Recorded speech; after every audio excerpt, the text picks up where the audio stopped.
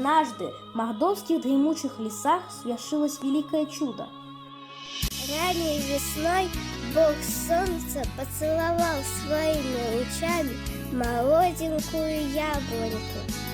И раскрылся на земле первый яблоневый цвет, красоты первозданной и невиданной. За ним другой, третий. Стала вся яблонька ослепительно белой и сказочно прекрасной. Залюбовалась красотой неслыханной птица счастья. Коснулась она своим крылом чудо-яблоньки и превратила ее в девицу ненаглядную. И пошла она по цветущей земле. Там, где нога ее ступала, рождался мордовский народ. Высокий, голубоглазый, Златокудрый, мудрый, добрый, трудолюбивый и хлебосольный.